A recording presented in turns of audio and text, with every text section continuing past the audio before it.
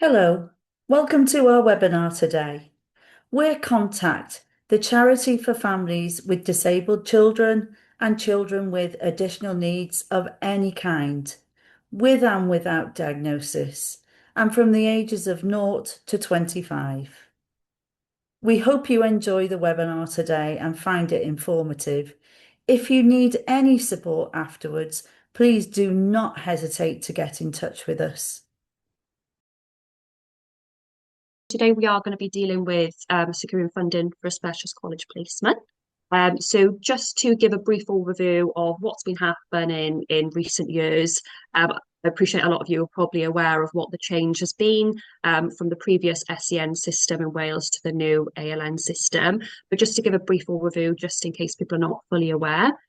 So in 2018, the Welsh Government passed new legislation. So we now have a new ALN Act and also an ALN Code, which now replaces all the previous legislation in regards to special educational needs in Wales. Some might be aware, but the system we have in Wales is a different system to what is in England. So this new system came about in 2018, and essentially it's been over a transitional period of when this new ALN system has been introduced across Wales.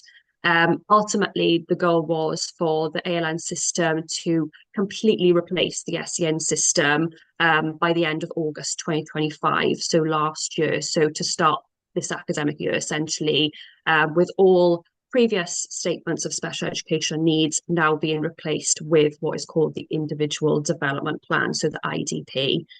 So if anyone is attending here who still has a statement of SEN, their child or young person still has a statement of SEN, please let me know because I can have a further discussion with you about that in a separate conversation, just because any statements should have been transferred into an IDP by this point. So please raise that with me if you're still under the impression that you still have a statement of SEN, because all statements should have been transferred last year. So just to make you aware of that, that shouldn't be the case anymore. And then just to go into a brief overview about what the definition of ALN and what ALP is.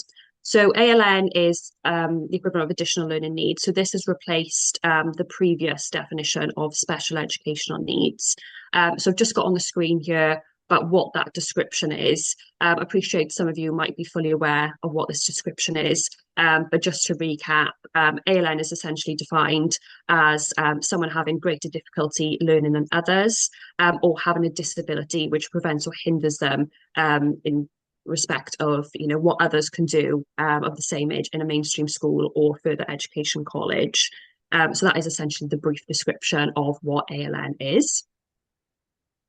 In regards to additional learning provision then, so ALP, so ALP is essentially the support given to a child or young person, which is generally above and beyond what would be given to any other particular learner within the same age group. So this can, be in reference to they might require, speech and language therapy or occupational therapy. They might require full-time one-to-one, for example.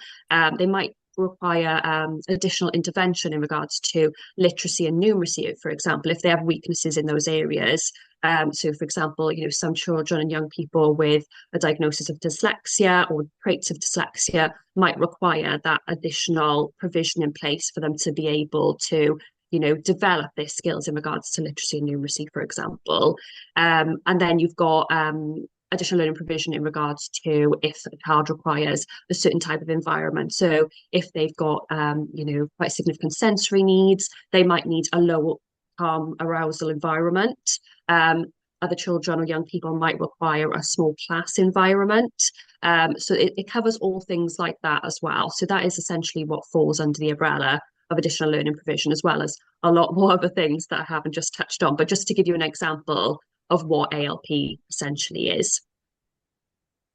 And then just touching on individual development plans then, I am assuming that a lot of people that are attending today have a child or young person who does have an individual development plan. And that is sort of the course we're going down when we discuss how to secure a specialist college placement for young people currently. If the situation is slightly different to yours, please just let me know and we can discuss that. That's not an issue at all. But just to touch on, what types of individual development plans that are out there. There are two types. So you have the local authority maintained individual development plan, and then you'll also have your school maintained or further education institution maintained IDP as well. So those are the two typical types of IDPs you will have. More commonly, what will happen is if a child is attending a maintained school or college, their setting will usually have and prepare and maintain the IDP. But in certain circumstances, the child, young person, parent, or even the setting they attend can request that the local authority adopts the IDP. And that is all dependent on that child's needs, what ALP they require. So if the ALP is above and beyond what the school or the college could provide, they could potentially go to the local authority and say, look, this child or young person requires a lot more ALP than what we can deliver within the resources which are available to us. So then they would put the request in on behalf of the parent or the young person, for the local authority to essentially step in and take over adopting and maintaining that IDP, just to ensure that the ALP that that child or young person requires is being provided to them. So sometimes schools and colleges, might potentially put their hands up and say, actually, we really can't, meet this child's needs with us maintaining this IDP. We need further support from the local authority. So those are the two IDPs that you could potentially have at the moment. And then let's go on to local authorities' duties then. So with regards to local authorities' duties, some of you might potentially be aware that with the previous SEN system, it was the case that the Welsh Government would be the ones responsible for making decisions in regards to any funding placements for any young people from the age of 16 to 25 with learning difficulties who require access to a specialist college provision, for example. Since last year, this has now changed. So they were still responsible up until September 2025. If parents or young people is still in the process of applying for a specialist provision at that point, usually the process would still run with the Welsh Government until the process comes to a conclusion. But from September 2025, it's now the duty and responsibility of the local authority to be dealing with any requests for any specialist college placements. So if you're looking this year or within the next year at potentially applying for a specialist college for a child, for someone you care for, then it will be directed to the local authority.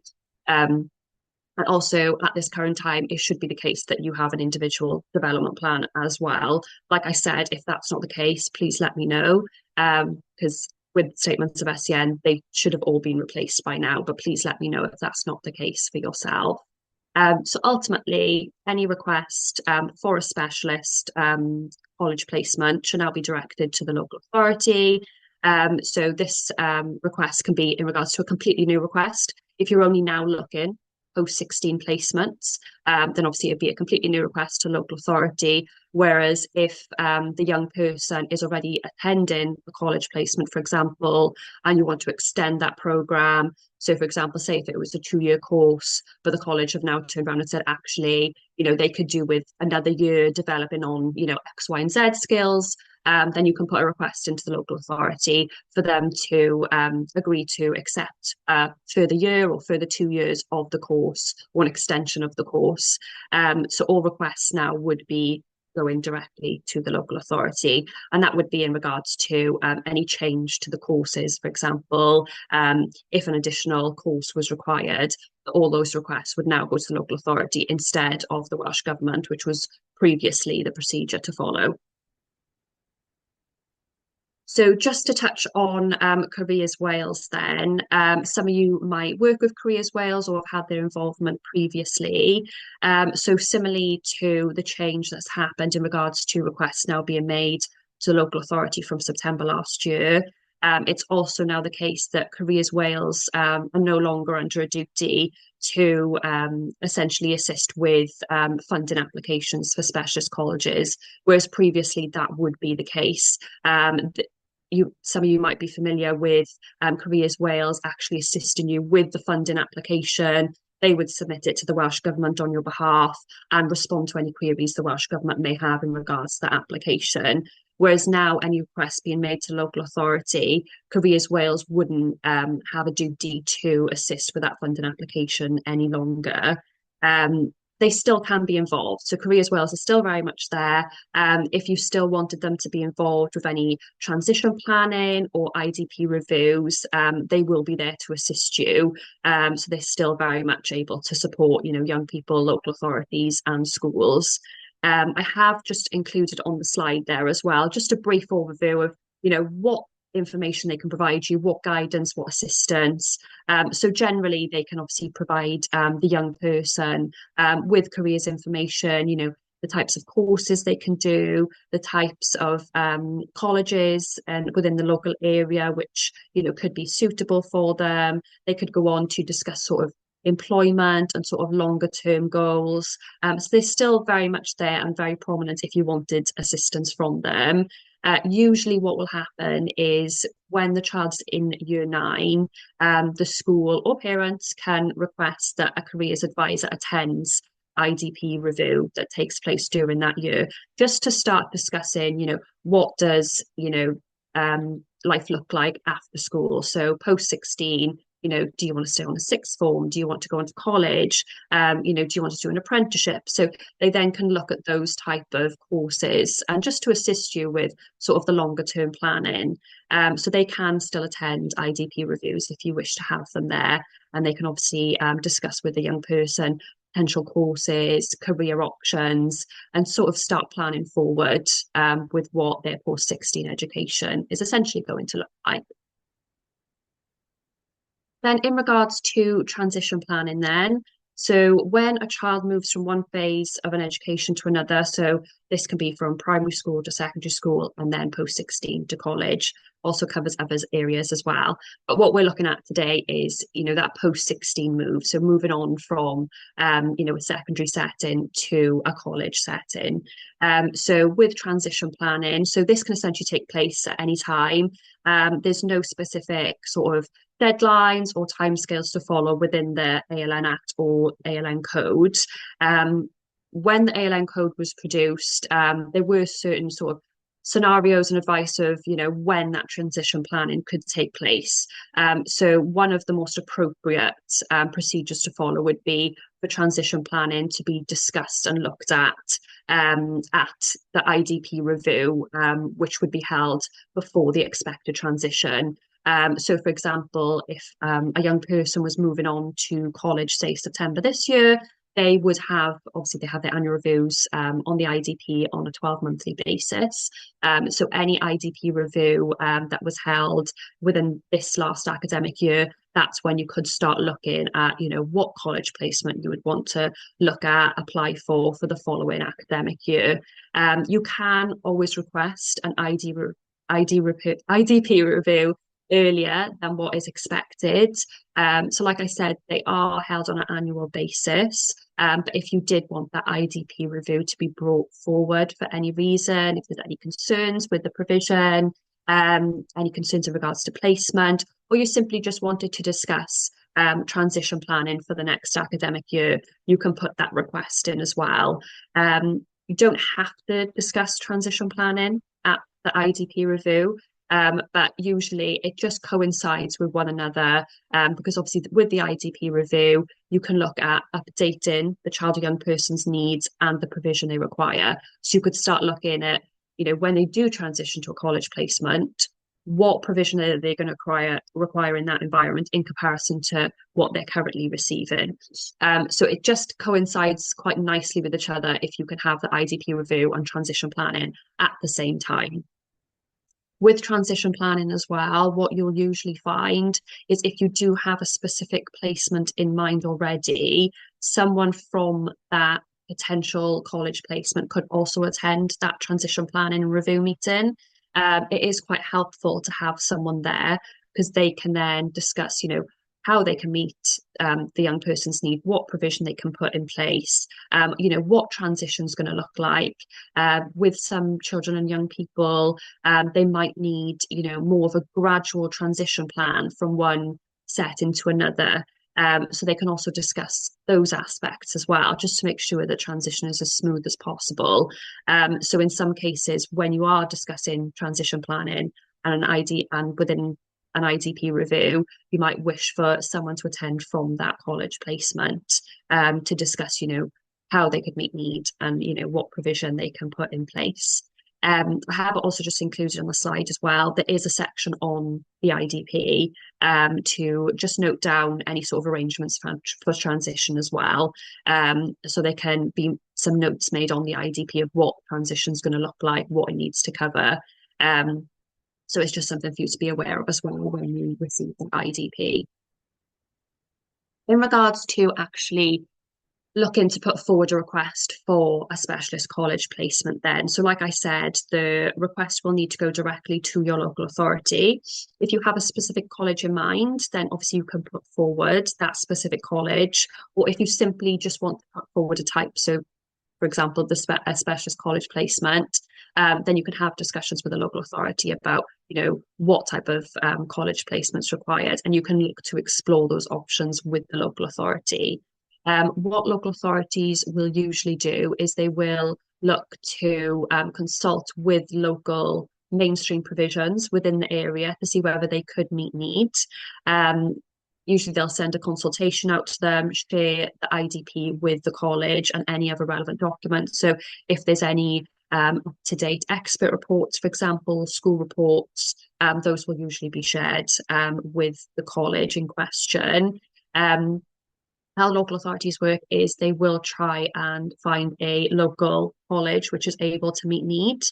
If a local mainstream college turns around and says, yes, we can meet need, then the local authority will have a high consideration for that college placement, being the placement the child or young person attends. Ultimately, we need to be looking at, if you are looking to secure a specialist college placement, we need to be looking at what we need to include within that request to make it as successful as we possibly can.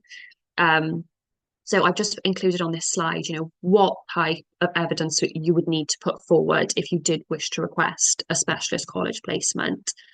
So, for example, it's really helpful to include an up-to-date position in regards to the young person's needs, what the young person's provision is and what provision they require. So it's quite helpful to touch on in this request, what type of environment they need. So if they need a low arousal environment, if they need small classes, if they need teaching by specialist teachers, for example, all of that should be included within the request. It's also helpful if the child or young person has attended a previous mainstream setting, whether that's a school or another college, and that has broken down or failed for any reason, it's quite helpful to include within that request that there has been a previous failure with a mainstream college being able to meet needs and provide the provision. And any evidence you have to support that would be really helpful when submitting that request as well. And then within the request itself, you really want to be drawing on why the specialist college you're putting forward is required. So what provision they can offer in comparison to any local mainstream colleges, for example, why it's reasonably necessary, and how it's essentially going to meet, that child or young person's needs and training, essentially. And it'd also be helpful if you have considered any local provisions, which the local authority might be considering. You could also just draw on the unsuitability of those placements. So if you've been to visit them yourself, or you're aware of what provision they offer and you feel that it really is not going to be suitable for the young person, then you can raise that within the request to the local authority as well.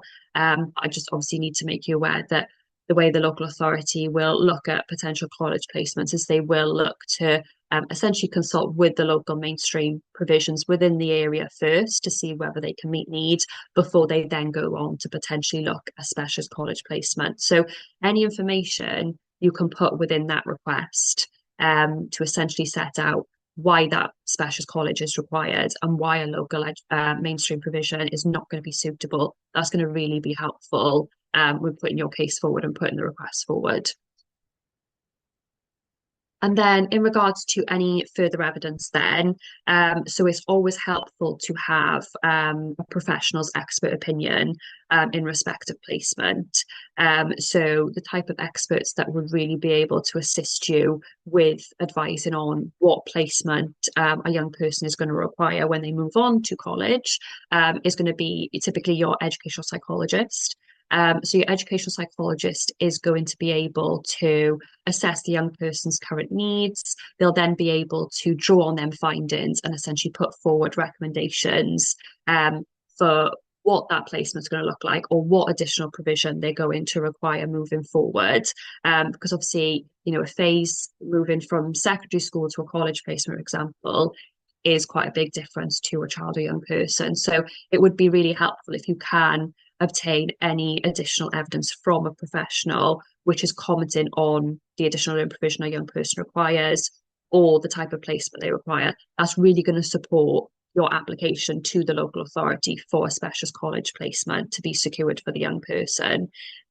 So the educational psychologist is key because they can comment on the type of environment and even the type of placement that the young person requires. So they'll be able to comment on, whether it needs to be a day placement, whether it should be residential. Some young people might require what is an extended day curriculum.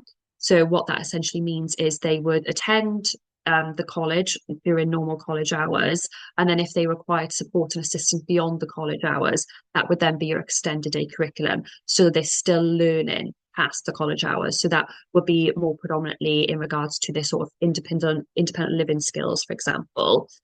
If that is the case in your situation, you might want to potentially look at getting a social worker report because a social worker would be able to comment on what that child's social care needs are, as well as their educational needs. And sometimes the two of them can be interlinked with one another, depending on the young person's needs. So they're going to be very key if you are looking at potentially looking at a residential college placement, which does include an extended day curriculum, for example. Other reports and evidence you may wish to look at securing before making the type of application to the local authority are occupational therapy reports. So an occupational therapist can comment on things such as the sensory needs of the child, so that they again would be able to assess the young person's needs and be able to provide recommendations on the type of additional learning provision they require. And that's going to be really helpful because if a child does have quite significant sensory and physical needs, it may be the case that they are going to require a lot lower arousal environment, which a lot of mainstream colleges would not be able to provide. So that can be quite helpful if you do have a child or young person who does have quite significant sensory and physical needs as well, because the occupational therapist could potentially touch on the type of placement they're going to require due to those sensory needs. Children and young people, when they do have sensory needs, they might potentially, be more sensitive to loud noises, busy environments, for example, which essentially, a lot of mainstream colleges will have that type of environment. So if you've got evidence to suggest that that type of environment is not going to be a suitable placement for that child or young person, it's really going to support and push for more specialist college placement to be named. And then anything in regards to any additional reports you've had from any health professionals. So, for example, a child or young person might be regularly seen by a certain consultant in regards to their health needs. So it might be the case that some health professionals have commented on the type of provision they require in an education setting based on their health needs and what type of placement they might require as well. So if you've got anything along those lines which could assist and support with an application for a specialist college, then that's really going to help you going forward with making the application to the local authority as well. So just to give a bit of an overview with making the application. So we've touched on obviously the evidence we require when submitting a request to the local authority.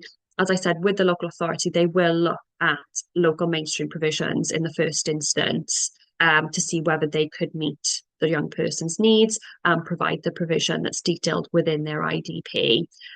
Usually then, if no local mainstream colleges are able to meet need, they will then go on to consider more specialist colleges, for example, and then they can explore those options as well.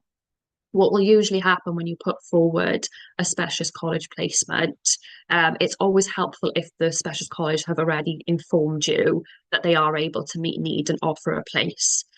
Some specialist college placements will offer assessments or trial days, so the young person can go there, they can have an assessment done by the staff members there just to ensure that they could meet need, it is a suitable fit for that specific young person's needs before they go on to offer a place for that young person. So it's always helpful if you've got the support from that specialist college to say, yes, we can meet need, yes, we can provide the provision, and we can offer a place. And usually when they do an offer of placement letter, they will set out what provision they can provide the child or young person, and what those fees will be. And that's really helpful then because you can submit all of that information to the local authority when you make a request for a specialist college placement. And then, as I said, with regards to the application itself, then the local authority would then consider that application.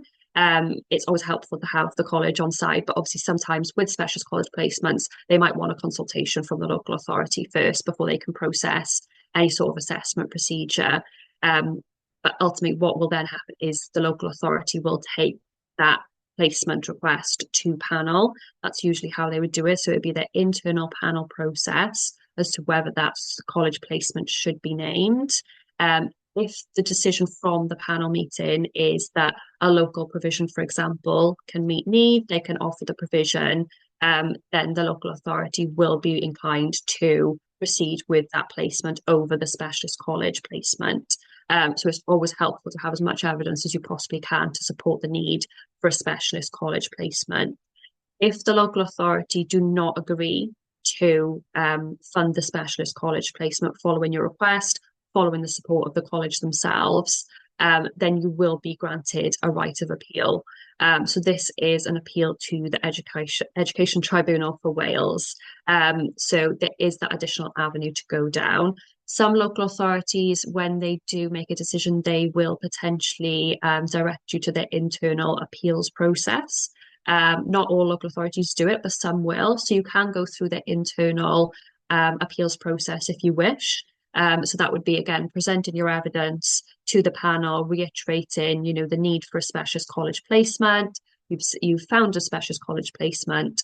They can meet need. They've offered a place. And if you do have any additional evidence that you can add to essentially that appeal, then you can do so at that stage.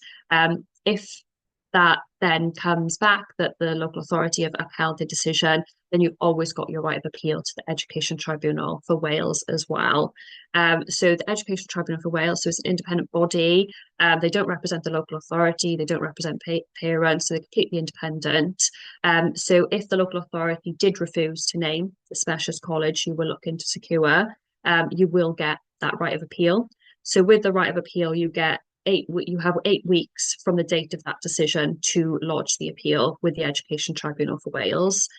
This can be further extended by a further 8 weeks if you do wish to engage in the disagreement resolution service.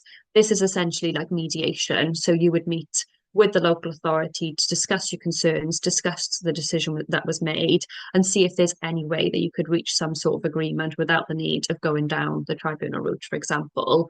If that then concludes that the local authority still uphold their position that the local mainstream college, for example, is able to meet needs and can provide the provision, then you've still got that right of appeal available to you. And you can then go down the appeals process by way of lodging an appeal with the Education Tribunal for Wales. With the Education Tribunal for Wales at the moment, we're currently seeing the appeals process is approximately lasting about 5 months. So that's from the date of lodging your appeal to the date of a final tribunal hearing. So just to make you aware of that. With the Education Tribunal for Wales, they are an evidence-based tribunal, similarly to the tribunal that is in England. So it will be required that you will need to submit evidence. to support the position that a specialist college placement is required in order to meet the young person's additional learning needs and secure the additional learning provision within the IDP. So with regards to the appeal itself, you will always be given a further opportunity to file any further evidence. So if, for example, when making your application to the local authority for a specialist college placement, didn't have all the evidence available to you at that point, you will have a further opportunity to submit any additional evidence to support the position of a specialist college placement being named. And it's always helpful within an appeal as well to have an education psychologist report. That is one of your key experts that you would want throughout this process. Like I said, they're able to comment not only on the additional learning provision the child requires, but also they can comment on the type of placement. So they can specifically recommend there are specialist colleges required, for example, what that specialist college should look like. So for example, the class size, they might even be able to comment on the number of pupils within that class size. They could comment on, whether a low arousal environment is required. They can also comment on the type of peer group that is required within that type of college placement. And they can also comment on the type of teaching as well. So, for example, specialist teachers with additional qualifications, based on, the child or young person's needs, they could go in a bit more detail about what those qualifications look like. Because obviously every child's needs are different. If they have, for example, a diagnosis of ASD in comparison to a diagnosis of dyslexia, the specialist teacher could be slightly different to what the EP could recommend. So it's always key to have an EP report if you are looking to appeal to the Education Tribunal for Wales, because they're really going to be able to assist you with recommending what placement is required for this young person going forward. In regards to the powers of the Education Tribunal for Wales then, as I said, the appeals process takes approximately 5 months currently from lodging your appeal. If it does go to hearing and the tribunal need to hear all of the oral evidence as well as the written evidence, following the hearing process, you won't receive the decision right away. You'll receive the decision within 10 working days of the hearing itself. The powers that the tribunal have are that they're able to dismiss the appeal completely.